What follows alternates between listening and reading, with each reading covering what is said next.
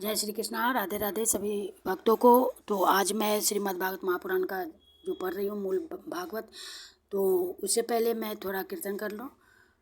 श्री कृष्ण गोविंद हरे मुरारे, हे नाथ नारायण वासुदेव। श्री कृष्ण गोविंद हरे मुरारे, हे नाथ नारायण वासुदेव। हरे कृष्णा कृष्ण कृष्ण हरे हरे, हरे राम राम राम हरे हरे। हरे कृष्णा कृष्ण कृष्ण हरे हरे, हरे राम राम राम हरे हरे। हरे कृष्णा कृष्ण कृष्ण हरे हरे, हरे राम राम राम हरे हरे। बोलिए श्री कृष्ण कन्हैया लाल की जय। श्रीमद् भागवत भगवान की जय। द्वारिकाधीश की जय। श्री नाथ जी महाराज की जय। गिरिराज धरन की जय। श्रीमद् भागवत भगवान की जय। बोलिए श्री भगवान वेदव्यास की जय। सुखदेव जी महाराज की जय। साधु संतों की जय। सद्गुरुदेव भगवान की जय। जय श्री राधे, जय जय श्री राधे, जय जय श्री राधे श्याम। हरि बोल हरि बोल हरि बोल। पंचाशत्तमो अध्याय 10वां स्कंद का है उत्तरार्ध। तो जरासंध से युद्ध और द्वारकापुरी का निर्माण। श्री शुक उवाच। अस्ति प्राप्तिश्च कंसस्य महेश्यौ भरतर्षभ मृते भर्तरि दुःखार्ते ईयतुः स्म पितुर्गृहान्। श्री सुखदेव जी कहते हैं, भरत वंश शिरोमणि परीक्षित, कंस की 2 रानियां थी, अस्ति और प्राप्ति। पति की मृत्यु से उन्हें बड़ा दुख हुआ और वे अपने पिता की राजधानी में चली गईं। उन दोनों का पिता था मगधराज जरासंध। उससे उन्होंने बड़े दुख के साथ अपने विधवा होने के कारणों का वर्णन किया। परीक्षित, यह अप्रिय समाचार सुनकर पहले तो जरासंध को बड़ा शोक हुआ, परंतु पीछे वह क्रोध से तिलमिला उठा। उसने यह निश्चय करके कि मैं पृथ्वी पर एक भी यदुवंशी नहीं रहने दूंगा, युद्ध की बहुत बड़ी तैयारी की और 23 अक्षौहिणी सेना के साथ यदुवंशियों की राजधानी मथुरा को चारों ओर से घेर लिया। भगवान श्री कृष्ण ने देखा, जरासंध की सेना क्या है, उमड़ता हुआ समुद्र है। उन्होंने यह भी देखा कि उसने चारों ओर से हमारी राजधानी घेर ली है और हमारे स्वजन तथा पूर्वासी भयभीत हो रहे हैं। भगवान श्री कृष्ण पृथ्वी का भार उतारने के लिए ही मनुष्य का सा वेश धारण किए हुए हैं। अब उन्होंने विचार किया कि मेरे अवतार का क्या प्रयोजन है और इस समय इस स्थान पर मुझे क्या करना चाहिए। उन्होंने सोचा, यह बड़ा अच्छा हुआ कि मगधराज जरासंध ने अपने अधीनस्थ नरपतियों की पैदल, घुड़सवार, रथी और हाथियों से युक्त कई अक्षौहिणी सेना इकट्ठी कर ली है। यह सब तो पृथ्वी का भार ही जुटकर मेरे पास आ पहुंचा है। मैं इसका नाश करूंगा, परंतु अभी मगधराज जरासंध को नहीं मारना है चाहिए, क्योंकि वह जीवित रहेगा तो फिर से असुरों की बहुत सी सेना इकट्ठी कर लाएगा। मेरे अवतार का यही प्रयोजन है कि मैं पृथ्वी का बोझ हल्का कर दूं, साधु सज्जनों की रक्षा करूं और दुष्ट दुर्जनों का संहार। समय समय पर धर्म रक्षा के लिए और बढ़ते हुए अधर्म को रोकने के लिए मैं और भी अनेकों शरीर ग्रहण करता हूँ। परीक्षित, भगवान श्री कृष्ण इस प्रकार विचार कर ही रहे थे कि आकाश से सूर्य के समान चमकते हुए 2 रथ आ पहुँचे। उनमें युद्ध की सारी सामग्रियां सुसज्जित थी और 2 सारथी उन्हें हाँक रहे थे। इसी समय भगवान के दिव्य और सनातन आयुध भी अपने आप वहां आकर उपस्थित हो गए। उन्हें देखकर भगवान श्री कृष्ण ने अपने बड़े भाई बलराम जी से कहा, भाई जी, आप बड़े शक्तिशाली हैं। इस समय जो यदुवंशी आपको ही अपना स्वामी और रक्षक मानते हैं, जो आप से ही सनाथ हैं, उन पर बहुत बड़ी विपत्तियां पड़ी है। देखिए, यह आपका रथ है और आपके प्यारे आयुध हल मुसल भी आ पहुँचे हैं। अब आप इस रथ पर सवार होकर शत्रु सेना का संहार कीजिए और अपने स्वजनों को इस विपत्ति से बचाइए। भगवान साधुओं का कल्याण करने के लिए ही हम दोनों ने अवतार ग्रहण किया है। अतः अब आप यह 23 अक्षौहिणी सेना पृथ्वी का यह विपुल भार नष्ट कीजिए। भगवान श्री कृष्ण और बलराम ने यह सलाह करके कवच धारण किए और रथ पर सवार होकर वे मथुरा से निकले। उस समय दोनों भाई अपने अपने आयुध लिए हुए थे और छोटी सी सेना उनके साथ साथ चल रही थी। श्री कृष्ण का रथ हाँक रहा था। दारुक पुरी से बाहर निकलकर उन्होंने अपना पांचजन्य शंख बजाया। उनके शंख की भयंकर ध्वनि सुनकर शत्रु पक्ष की सेना के वीरों का हृदय डर के मारे थर्रा उठा। उन्हें देखकर मगधराज जरासंध ने कहा, पुरुषाधम कृष्ण, तू तो अभी निरा बच्चा है। अकेले तेरे साथ लड़ने में मुझे लाज लग रही है। इतने दिनों तक तू न जाने कहाँ कहाँ छिपा फिरता था। मंद, तू तो अपने मामा का हत्यारा है, इसलिए मैं तेरे साथ नहीं लड़ सकता। जा, मेरे सामने से भाग जा। बलराम यदि तेरे चित्त में यह श्रद्धा हो कि युद्ध में मरने पर स्वर्ग मिलता है, तो तू हिम्मत बांधकर मुझसे लड़। मेरे बाणों से छिन्न भिन्न हुए शरीर को यहाँ छोड़कर स्वर्ग में जा, अथवा यदि तुझ में शक्ति हो तो मुझे ही मार डाल। भगवान श्री कृष्ण ने कहा, मगधराज, जो शूरवीर होते हैं वे तुम्हारी तरह डींग नहीं हाँकते, वे तो अपना बल पौरुष ही दिखा लाते हैं। देखो, अब तुम्हारी मृत्यु तुम्हारे सिर पर नाच रही है।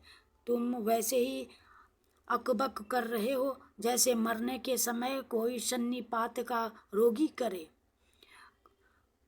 बक लो, मैं तुम्हारी बात पर ध्यान नहीं देता। श्री सुखदेव जी कहते हैं, परीक्षित, जैसे वायु बादलों से सूर्य को और धुएं से आग को ढक लेती है, किंतु वास्तव में वे ढकते नहीं, उनका प्रकाश फिर फैलता ही है, वैसे ही मगधराज जरासंध ने भगवान श्री कृष्ण और बलराम के सामने आकर अपनी बहुत बड़ी बलवान और अपार सेना के द्वारा उन्हें चारों ओर से घेर लिया, यहाँ तक कि उनकी सेना, रथ, ध्वज, घोड़ों और सारथियों का दिखना भी बंद हो गया। मथुरापुरी की स्त्रियां अपने महलों की अटारियों, छज्जों और फाटकों पर चढ़कर युद्ध का कौतुक देख रही थी। जब उन्होंने देखा कि युद्ध भूमि में भगवान श्री कृष्ण की गरुड़ चिन्ह से चिन्हित और बलराम जी की ताल चिन्ह से चिन्हित ध्वजा वाले रथ नहीं दिख रहे हैं, तब वे शोक के आवेग से मूर्छित हो गई।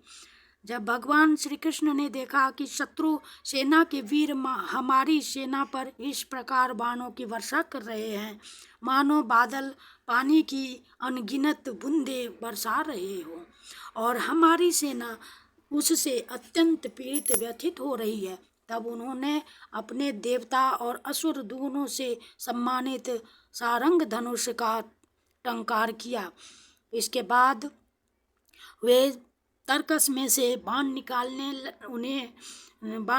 उन्हें धनुष पर चढ़ाने और धनुष की डोरी खींचकर झुंड के झुंड बाण छोड़ने लगे। उस समय उनका वह धनुष इतनी फुर्ती से घूम रहा था मानो कोई बड़े वेग से अलात चक्र यानी कि लुकारी, जैसे कहा जाता है लकड़ी में आग लगा हुआ, उसको लुकारी बोलते हैं, घुमा रहा हो। इस प्रकार भगवान श्री कृष्ण जरासंध की चतुरंगनी हाथी, घोड़े, रथ और पैदल सेना का संहार करने लगे। इससे बहुत से हाथियों के सिर कट गए और वे मर मर कर गिरने लगे। बाणों की बौछार से अनेकों घोड़ों के सिर धर से अलग हो गए। घोड़े, ध्वजा, सारथी और रथियों के नष्ट हो जाने से बहुत से रथ बेकाम हो गए। पैदल सेना की बाहें, जांग और सिर आदि अंग प्रत्यंग कट कट कर गिर पड़े। इस युद्ध में अपार तेजस्वी भगवान बलराम जी ने अपने मूसल की चोट से बहुत से मतवाले शत्रुओं को मार मार कर उनके अंग प्रत्यंग से निकले हुए खून की सैकड़ों नदियां बहा दी। कहीं मनुष्य कट रहे हैं तो कहीं हाथी और घोड़े छटपटा रहे हैं। उन नदियों में मनुष्यों की भुजाएं सांप के समान जान पड़ती और सिर इस प्रकार मालूम पड़ते मानो मछुओं की भीड़ लग गई हो, मानो कछुओं की भीड़ लग गई हो। मरे हुए हाथी दीप जैसे और घोड़े ग्रहों के समान जान पड़ते।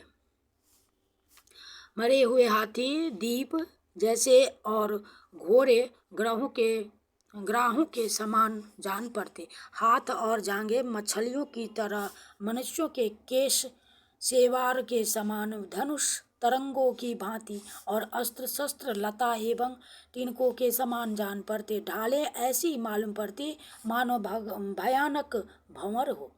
बहुमूल्य मणियां और आभूषण पत्थर के रोड़ों तथा कंकड़ों के समान बहे जा रहे थे। उन नदियों को देखकर कायर पुरुष डर रहे थे और वीरों का आपस में खूब उत्साह बढ़ रहा था। परीक्षित, जरासंध की वह सेना समुद्र के समान दुर्गम, भयावह और बड़ी कठिनाई से जीतने योग्य थी, परंतु भगवान श्री कृष्ण और बलराम जी ने थोड़े ही समय में उसे नष्ट कर डाला। वे सारे जगत के स्वामी हैं, उनके लिए एक सेना का नाश कर देना केवल खिलवाड़ ही तो है। परीक्षित, भगवान के गुण अनंत हैं। वे खेल खेल में ही तीनों लोकों की उत्पत्ति, स्थिति और संहार करते हैं। उनके लिए यह कोई कड़ी बात नहीं है कि वे शत्रुओं की सेना का इस प्रकार बात की बात में सत्यानाश कर दे।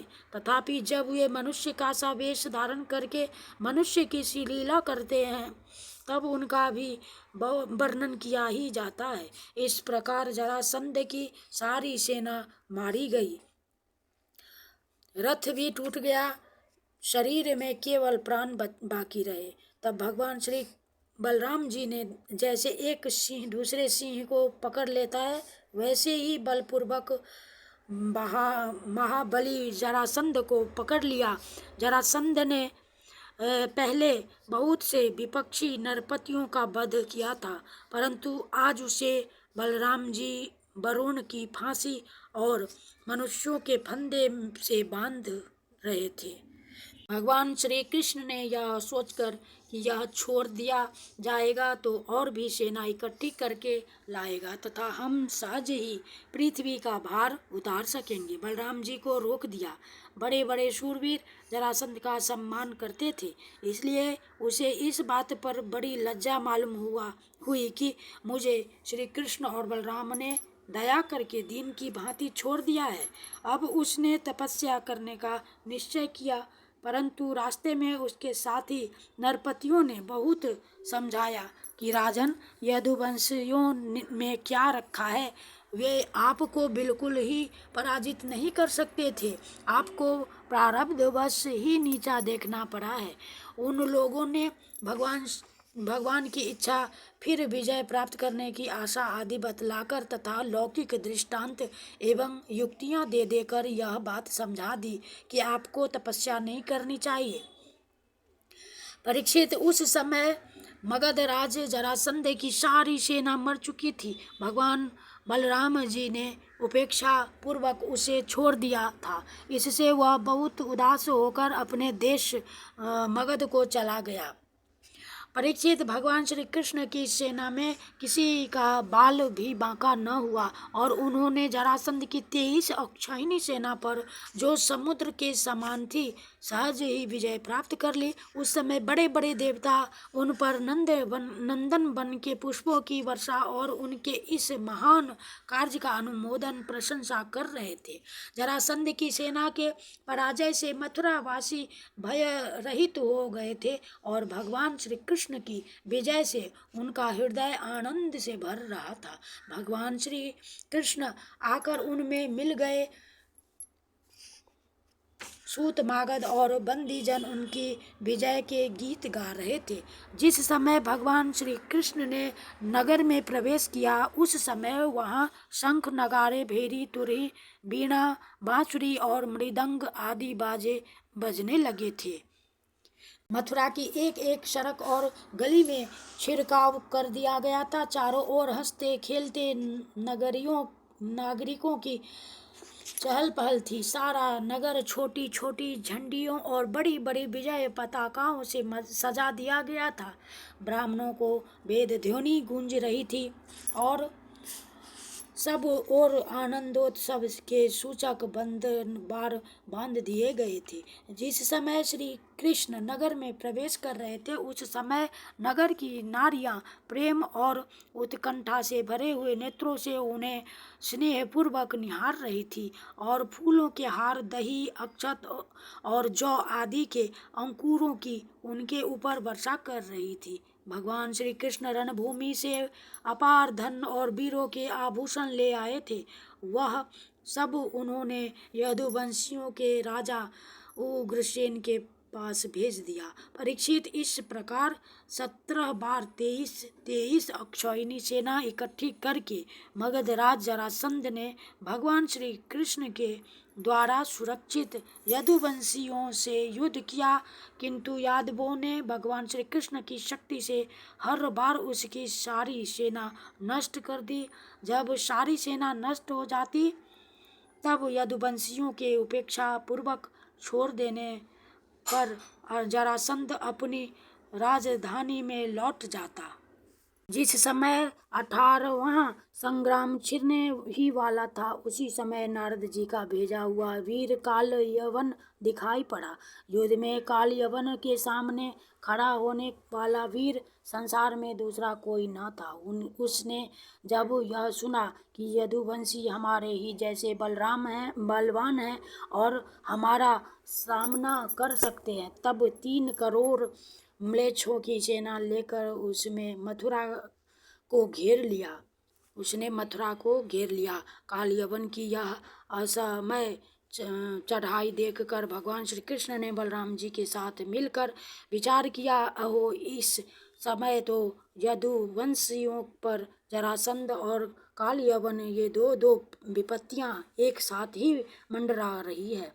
आज इस परम बलशाली यवन ने हमें आकर घेर लिया है और जरासंध भी आज कल या परसों में आ ही जाएगा। यदि हम दोनों भाई इसके साथ लड़ने में लग गए और उसी समय जरासंध भी आ पहुंचा, तो वह हमारे बंधुओं को मार डालेगा या तो कैद करके अपने नगर में ले जाएगा, क्योंकि वह बहुत बलवान है। इसलिए आज हम लोग एक ऐसा दुर्ग, ऐसा किला बनाएंगे जिसमें किसी भी मनुष्य का प्रवेश करना अत्यंत कठिन होगा। अपने स्वजन संबंधियों को उसी किले में पहुंचाकर फिर इस यवन का वध कराएंगे।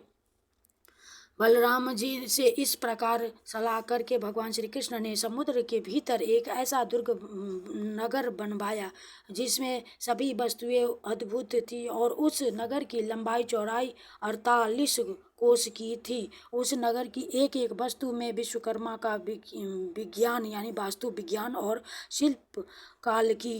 शिल्पकला की निपुणता प्रकट होती थी। उसमें वास्तु शास्त्र के अनुसार बड़ी बड़ी सड़कों, चौराहों और गलियों का यथास्थान ठीक ठीक विभाजन किया गया था। वह नगर ऐसे सुंदर सुंदर उद्यानों और विचित्र विचित्र उपवनों से युक्त था जिनमें देवताओं के वृक्ष और लताएं लहलहाती रहती थी। सोने के इतने ऊंचे ऊंचे शिखर थे जो आकाश से बातें करते थे। स्फटिक मणि की अटारियां और ऊंचे ऊंचे दरवाजे बड़े ही सुंदर लगते थे। अन्न रखने के लिए चांदी और पीतल के बहुत से कोठे बने हुए थे। वहाँ के महल सोने के बने हुए थे और उन पर कामदार सोने के कलश सजे हुए थे। उनके शिखर रत्नों के थे तथा गच्छ पन्ने की बनी हुई बहुत भली मालूम होती थी। इसके अतिरिक्त उस नगर में वास्तु देवता के मंदिर और छज्जे भी बहुत सुंदर सुंदर बने हुए थे। उसमें चारों वर्ण के लोग निवास करते थे और सबके बीच में यदुवंशियों के प्रधान उग्रसेन जी, वसुदेव जी, बलराम जी तथा भगवान श्री कृष्ण के महल जगमगा रहे थे। परीक्षित, उस समय देवराज इंद्र ने भगवान श्री कृष्ण के लिए पारिजात वृक्ष और सुधर्मा सभा को भेज दिया। वह सभा ऐसी दिव्य थी कि उसमें बैठे हुए मनुष्य को भूख प्यास आदि मर्त्यलोक के धर्म नहीं छू पाते थे। वरुण जी ने ऐसे बहुत से श्वेत घोड़े भेज दिए। उनका एक एक कान श्याम वर्ण का था और जिसकी चाल मन के समान तेज थी। धनपति कुबेर जी ने अपनी 8 निधियां भेज दी और दूसरे लोकपालों ने भी अपनी अपनी विभूतियां भगवान के पास भेज दी। परीक्षित, सभी लोकपालों को भगवान श्री कृष्ण ने ही उनके अधिकार के निर्वाह के लिए शक्तियां और सिद्धियां दी हैं। और जब भगवान श्री कृष्ण पृथ्वी पर अवतीर्ण होकर लीला करने लगे तब सभी सिद्धियां उन्होंने भगवान के चरणों में समर्पित कर दी। भगवान श्री कृष्ण ने अपने समस्त स्वजन संबंधियों को अपनी अचिंत्य महाशक्ति योग माया के द्वारा द्वारका में पहुंचा दिया। शेष प्रजा की रक्षा के लिए बलराम जी को मथुरापुरी में रख दिया और उनसे सलाह लेकर गले में कमलों की माला पहने बिना कोई अस्त्र शस्त्र लिए स्वयं नगर के बड़े दरवाजे से बाहर निकल आए। तत्र योग प्रभावेण नीत्वा सर्वजनं हरि प्रजापालेन रामेण कृष्ण